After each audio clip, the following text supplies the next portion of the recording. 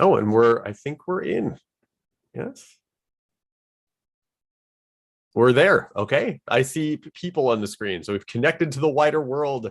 Hooray. Hello, everyone. And welcome to Ask an Astronomer, streamed live from the H.R. MacMillan Space Centre and Planetarium. I'm Matthew Cimone, one of the head interpreters here at the Planetarium. And I am, of course, joined by our Space Centre astronomer, Marley Leacock. Hello, Marley. How are you?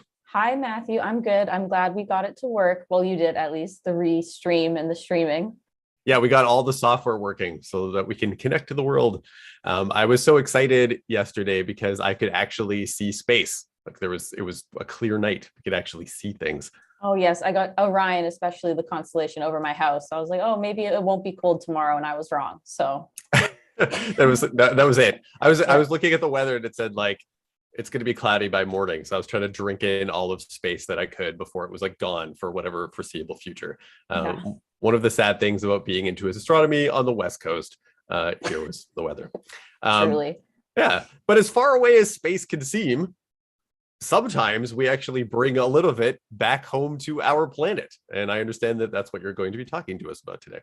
Yes, so this is the Asteroid Ryugu sample findings, and this was a mission from a while back that we may not all remember. I certainly didn't, because it launched back in 2014 and only reached the asteroid in 2018, and the samples only came back in 2020. And we're now getting the preliminary analysis out from them now. So it's a huge, long mission. So I'll give an overview of each part of the mission, the highlights, really. So asteroid Ryugu is what we call a C-type asteroid.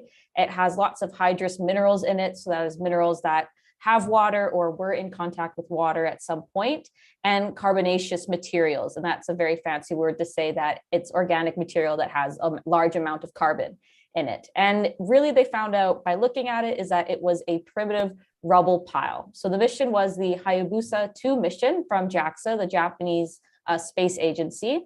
And they determined that this asteroid was just a pile of rubble from a parent body that would have been made when rocks came off of the larger parent body and were kind of pulled back together again by gravity. It's very, very old, and it's made up of the same materials that went into building like planetesimals, so the beginnings of planets, and may hold the basic ingredients of planetary formation. It's also very, very dark. It reflects only 2% of the light it receives, which is common for asteroids that tend to be made up of a lot of carbon. Carbon is very dark. And it's also very fragile because it's just a pile of stuff really held together by its own gravity. So it was of interest specifically because it's this type of C-type asteroids. They're the most common asteroid. 75% of asteroids that we know of are this C-type. And the C really stands for either carbonaceous or chondrite. I've seen both, but they both really stand for is asteroids that are mostly carbon and are also very old. So they haven't been affected in any way by heat or things like that. So they're in their most primitive state and they have lots of carbon in them. This C-type asteroids are also probably mostly clay and silicate rocks, and they're usually very, very old and very dark. And in being old, they're the oldest objects in the solar system. So when we look at them and study them, we can actually gain insight on to the conditions of our solar system before it really became our solar system, all the bits and pieces that went into making the different planets. There are other asteroids, of course. There are S-types, which are stony, which are like silicate and nickel iron, and then M types, which are metallic, which are mostly nickel iron or all nickel iron. So why the C types? Like why this asteroid, why the C-type asteroids are we interested in? There's also, you may be more familiar with the OSIRIS-REx mission that's going to, or coming back from now, asteroid Bennu, which is also a C-type asteroid. Not only are they the most common, so they're just more easier to run into, they are considered to be the parents of carbonaceous meteorites. And those are meteorites that we have found on Earth or other planets that have large amounts of carbon in them. And we know that those types of meteorites, from studying them here on Earth, they have hydrated silicates and organic matter, or soluble organic material is what they call them. So when we say SOM, soluble organic material, we mean the hydrated silicates and organic matter, things with carbon, elements or molecules with carbon involved. In some of these meteorites as well, we've actually found prebiotic organic compounds like amino acids. So the amino acids that build up the proteins in our DNA and things like that have also been found in these carbonaceous meteorites. And so one theory as to how life got to Earth, or water got delivered to Earth, or the proto-Earth when it was younger, would have come from an impact from one of these asteroids or meteorites. So if C-type asteroids produce carbonaceous meteorites, which have amino acids on Earth, they could have sent that amino acids on them, could have sent those to Earth and generated or kickstarted life on Earth. So that's why we're so interested in these C-type asteroids, because the ingredients for water and life on our planet could have come from these a long, long time ago. So the mission had several parts to it. It was the Hayabusa II spacecraft, which flew there with it had an ion propulsion engine, which was very, very cool. Had not really been done, not done more very commonly, but still very interesting to look at. And it also had what's called Mascot, which was a mobile asteroid surface scout. And it was basically a rover that landed on the surface of this asteroid. So this is actually an image from one of Hayabusa 2's camera of asteroid Ryugu. And what was found with this asteroid is that obviously, if you look at it, it's very rocky. There are lots of boulders, but they found that the surface was not covered in a fine regolith or like a fine dust, the same way that, say, the moon is. So it really is just rocky and sandy with not a layer of dust over top. They also had what's called SCI or Psi, a small carry-on impactor. And this was a 2-kilogram copper lump that was dropped to the surface from Hayabusa 2. And it was done to make an artificial crater, because what they wanted to see was to see what the surface is composed of and if it was a cohesionless or a cohesive material. So if it would all stick together, made up of the same things. And they found that it was mostly a cohesion-less material. Things kind of scattered when they shot this thing into the asteroid. They also wanted to look at what the surface material was made out of and also what the subsurface material was made out of, to see if there had been any differentiation, any moving of materials as the asteroid, as that could show whether the asteroid had undergone any heating or things like that in its lifetime, which would probably change some of the chemical composition of the asteroid. So they sent this 2-kilogram copper lump into the surface of the asteroid, and it made a crater.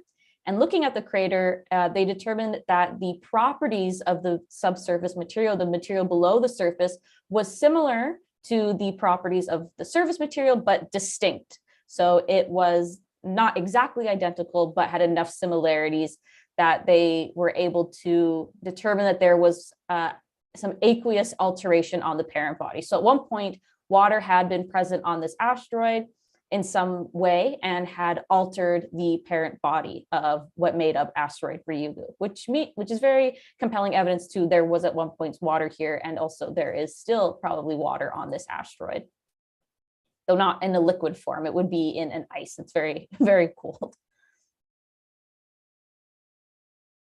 So the main point of the mission was to do a sample return, not unlike the OSIRIS-REx mission, which is sending returns from asteroid Bennu to us. This did very much the same thing and did it before Bennu, and has done it before in the Hayabusa 1 mission or Hayabusa mission that went to a different asteroid. But there were originally supposed to be 3 different collections, but it ended up just being 2 containers because they looked at the risks of the mission, because the asteroid itself was so rocky, they didn't want to risk having to do it 3 times and damaging the spacecraft or damaging sample collection. And so they ended up just doing 2. Because, you know, in the previous image, there's lots of boulders and stuff kind of in the way.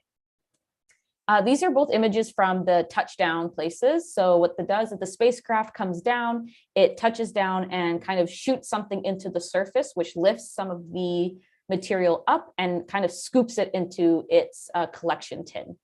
And so these are images of both of the landing sites, and you can see just from looking at them, they look very similar. There's boulders in each place. There are little divots in each place.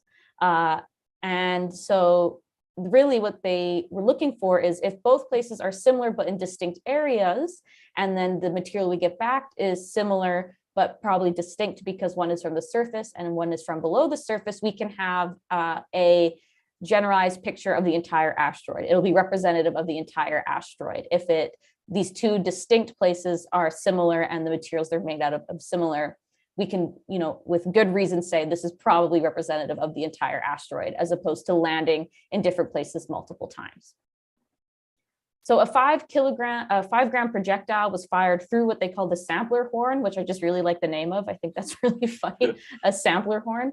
And when it hit the surface, lifted the material into collector. It basically just like punched the asteroid when it landed, just to lift up some material. And they found that the sample from touchdown site 2 was different. And this is because touchdown site 2 was close to the artificial crater that they created, because they wanted that subsurface material. So the particles at subsurface 2, they saw some that were stuck to were on top of a boulder, but they realized that they didn't stick to the boulder when the spacecraft came close, they moved. And so they determined that they were most likely very, very, very recent. And because they were so recent, it was most likely dust from or ejecta from when the copper lump hit the asteroid. And so they ran simulations and predicted that the touchdown 2 site was covered with that ejecta from the impactor. And that ejecta would have come from a depth of about a meter below the surface of the asteroid. So they're getting that subsurface sample than they want. So when they did the touchdown 2 maneuver and collected the sample from this area, there's a very good chance that at least some of the ejecta is in that sample. So some of the sample from touchdown site 2 is from about a meter below the asteroid. So it will be representative of the subsurface of the asteroid and what's deeper down below, as opposed to what's just being on the surface. Because the stuff on the surface has to deal with different alterations than the stuff below the surface. You have different radiations, micrometeorite impacts, things like that, that don't necessarily impact subsurface material. And when they brought it back to Earth and were actually able to analyze it, they found that the crater and the ejected material had slightly more of the hydrated silicates. So that those water clays and silicates were further down than they were on the surface. So that led them more in the direction and more confidently say that there was most likely water alterations or aqueous alterations that happened on the parent body, because it was so much further down and not just sitting on the surface. So these are actually images from the sample containers. So this is pictures of material from an asteroid, which is very cool. You can see how dark it is, right? So that would not reflect very much at all. And in sample A, that's from the surface, and there's about 3.2 grams of material. The largest grains are about 5 millimeters in size. So this is, zoomed in and with an optical microscope to be able to see. And in sample C, that is from the subsurface material, and there's about 2 grams. Altogether, they got about 5 grams of material, which is actually 50 times more than they needed for a mission success. They only needed like 0.1 of a gram or something. And I was like, you guys really lowballed it. Like, I don't know why it was so low of an amount, but they got 50 times more than they needed. So they're thrilled with it. So there's about 2 grams in sample C, and they're mostly as you can see, they're much larger pieces of material. The largest is actually about 10 millimeters, which is near the maximum size the sampler horn would be able to scoop up. Wouldn't be able to get any bigger, almost. So they really got the high end of what they were looking for. They're not sure why all of the larger pieces ended up in sample C. They think that it might have been because projectile destruction of a larger rock when the impactor hit, or the way the sampler horn scooped things up, because it was designed to pick up surface pebbles. So maybe some of any smaller material got filtered through. They're not entirely sure. And there is that weird artificial object in sample C that when this image was first released, people were like, it's a spaceship part from aliens, but they're pretty sure that it's actually just aluminum that was scraped off of the sampler horn as it scooped something up. It just scraped a piece off. That's something we brought there, to be clear. Yeah. It's not something we found out there. No, it's most likely from our own spaceship, like our own technology. Yeah. Like most alien detections, we're really always just detecting ourselves most of the time. Yeah, no, that's just a sampler horn scraped off piece. When it was fired, because those rocks look pretty sharp. I don't know. Yeah, it's just us. They're pretty confident it's just us, but they've said no more on it as far as I could find. They also found, was interesting, they found like when they opened the capsule, there was like gas in it, and they were able to analyze the gas, and it was found to be like not Earth's atmosphere at all. So with that, they were pretty confident to say that nothing happened to the rocks on the way back to Earth when they re-entered, because everything was still intact. And as it was, because it wasn't Earth at all, it had to have been the asteroid. They're in like a hyperbaric chamber, or the special chamber where nothing gets in, and a vacuum chamber as well. So any gas that was in there would have come from the asteroid and was not from Earth. So yeah, my understanding is that it's like I think it's the first time we've actually collected gas from anywhere else, like, or from a rock of this kind or something. So that's pretty cool. Yeah, because I don't think the first Hayabusa mission did that, or at least I don't remember seeing anything about it. But this one, that was also very cool. It was a sad, it was kind of like a footnote in like this big paper about the rocks, and I was like, okay, I'm gonna have to go find the paper about the gas next, but I ran out of time. So there were several things that they found with, in these preliminary papers that I was able to read, because these are just like the first analysis of each thing. And also this is a partnership with NASA. So NASA gets 10% of the rocks that they find. And so NASA will do their own studies, but those haven't come out yet. I think NASA got the rocks in December of 2021, so quite recently. So they're still working away. But what they did find, the pretty solid things that they found, were that the crystals in the samples contained water. Those are the hydrated silicates. And so the parent body would have had to have formed outside the CO2 and H2O snow lines. And that is the distance from a star or an emerging star where it begins to get cold enough for water and CO2 to freeze into solid gas. So it would have been further out from the star. They found more than 10 different types of amino acids, including glycine and L-alanine, which are the ones that make up our DNA, or are found in our DNA, and they also found hydrocarbons similar to terrestrial petroleum, so like naturally occurring petroleum, at least the molecular structure of it. And so these organic molecules can spread through the solar system, which is very interesting, is determining how they get from body to body. And they also found that the asteroid itself is by weight 3.76% carbon, 1.14% hydrogen, and 0.16% nitrogen. And out of all of the carbonaceous meteorites that we've studied, that we found on Earth, Ryugu is the richest in these materials. So it has a lot more than we were expecting, which is very cool. And of course, CH and N are kind of the elements we look for signs of life in terms of astrobiology. So it was all very interesting and encouraging results, especially these being the first preliminary results, is very fun and encouraging. And for those who want to, these are the papers I read. The ones that are starred are open access, and you don't need to, you can just find them online. You don't need to have a institutional login or anything like that. You can just go read them if you'd like. But I wanted to say great work to the team, because it's very exciting, the entire Hayabusa II team and what they've been doing so far. Awesome. I was going to ask, so this rock, I mean, if this, say we were out in space and we know that planets form together from the debris that is orbiting around a star. So ultimately the Earth is made up of the same material that's out there in the universe. So why is it that we need to fly out to an asteroid like this to understand what it's made of? Why can't we just use the rocks on our own planet? Earth has changed so much since it was formed, right? We have like that very active core. It's very hot. Things have been melted down and differentiated throughout the entire time Earth has gone through its life. And we've also been hit with different things. So it's hard for us to tell what was with Earth when it started and what came after Earth when it started, despite it all being, kind of the same stuff in the beginning. Earth is very geologically active, right? So with the continents and of course the ocean, a lot of things are very, very far down, hard for us to get to, and have been impacted by like water alterations and heat alterations. So finding an asteroid that hasn't gone through any of those things is much easier, because it's kind of like a time capsule. Like nothing's really happened to it. Even the meteorites are hard to study because they've gone through the heat alteration of coming through Earth's atmosphere. So it's really getting something that's just kind of sitting in space, not much going on with it, that'll help us, answer more questions and bring more. Like a pristine preserved piece of history of our solar system. Yes, they keep calling it primitive, which they mean like it's very old and nothing has happened to it. But yes, essentially pristine. It hasn't evolved at all. It's just Yeah. how it was. It hasn't done anything. Yeah. When you described it as a rubble pile, like what does, that makes it seem like is it, so it must be very loosely packed. Yeah.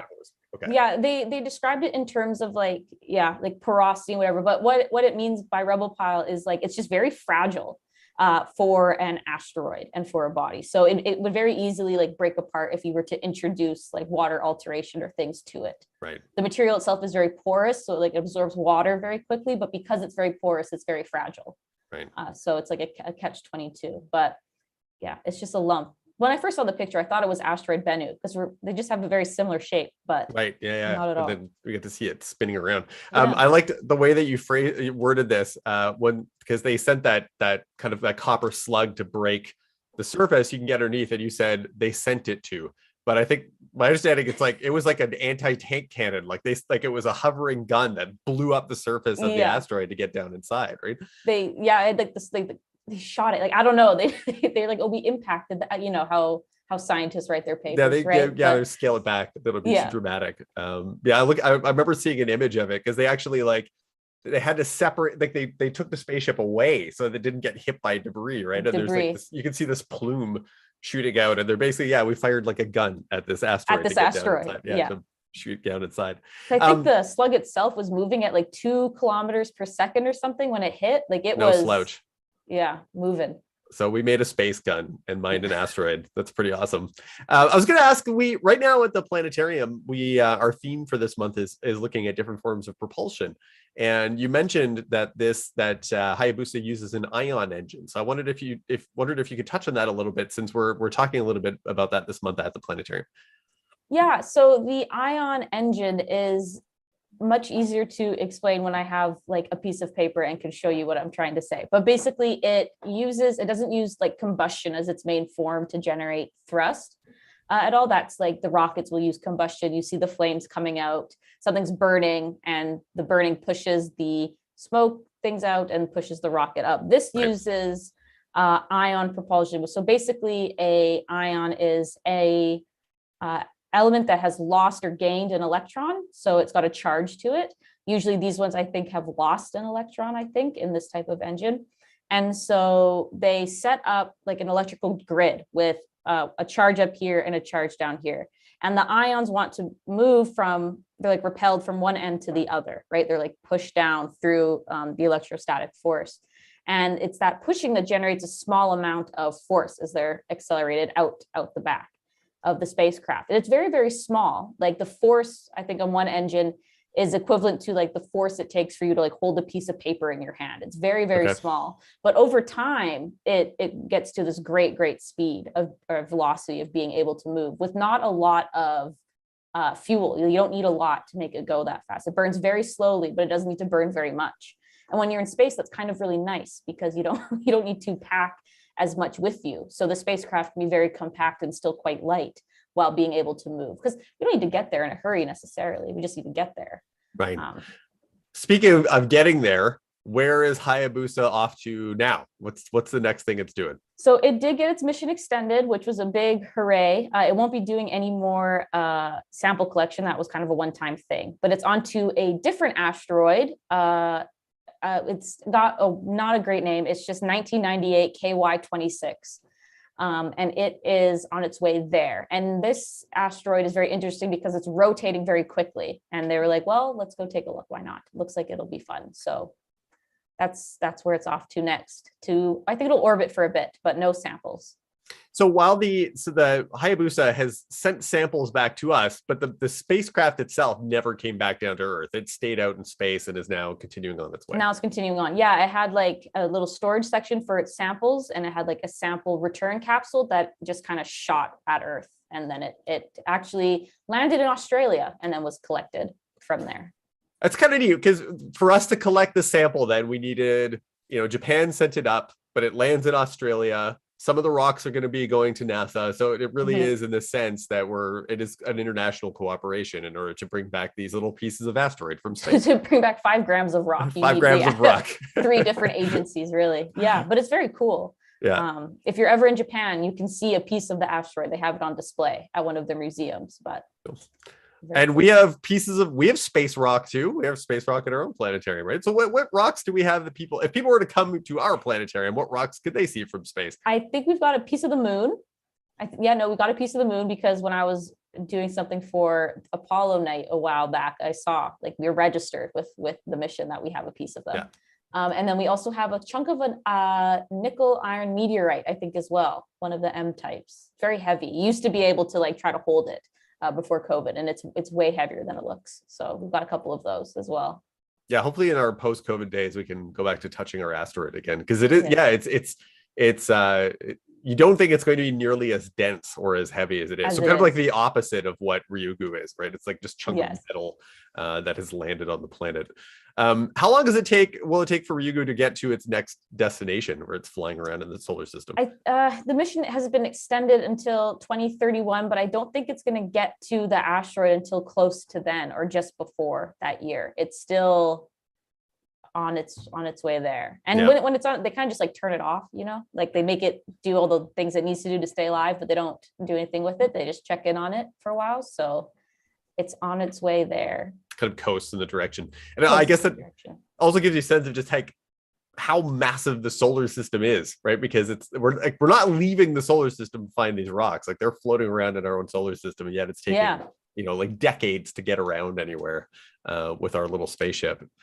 They'll get there in July of 2031 for the most part. But before that, they're going to see a different asteroid, 2001 CC21, but just a flyby.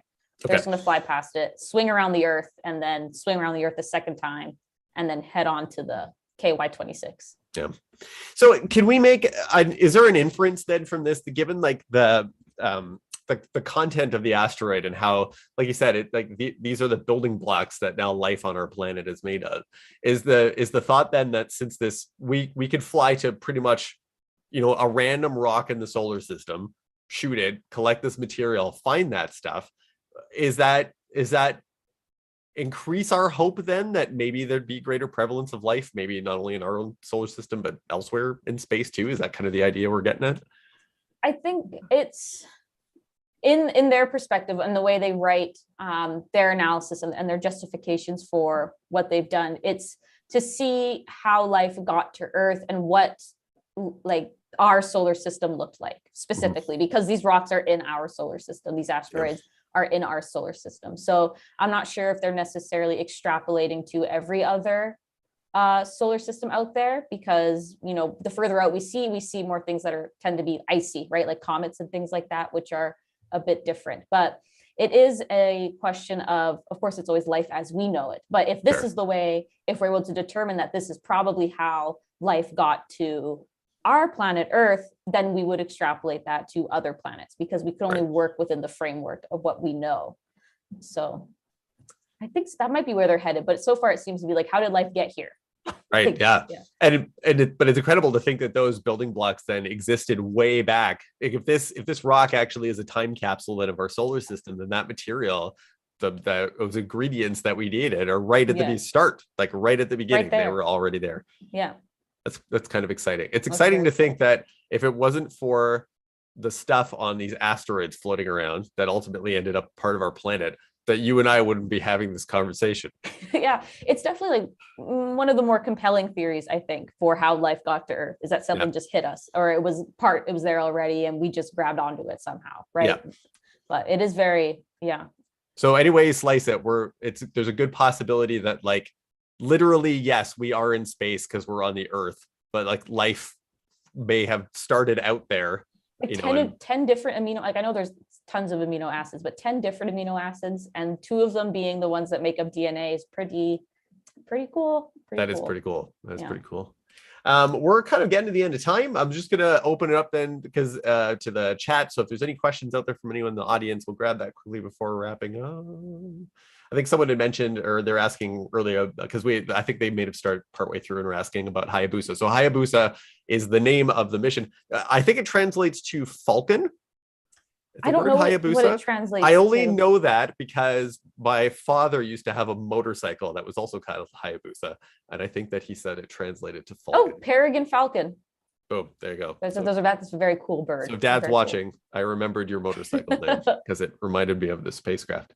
Well, Marley, thanks so much for hanging out and talking about space rocks and potential for finding life out there in the universe. Of course. Good job to the Hayabusa team, and good job hosting your first Ask an Astronomer, Matthew. Thank you. Yeah, I was juggling the software and stuff. So thanks for bearing with me for that. I was going to ask. So we're back again in 2 weeks' time, I believe. Yes. Right?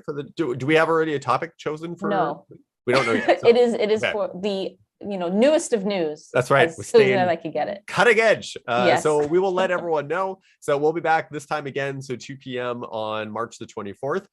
So make sure you set a note in your calendar. And remember, it is Ask an Astronomer. So you're welcome to throw any questions in the chat or email Marley in between. So we can reach Marley. Her email address was up there earlier, but it's astronomer@spacecenter.ca. So if you have questions and you want to send them that way, you can do so as well. So thanks everybody for tuning in, and we will see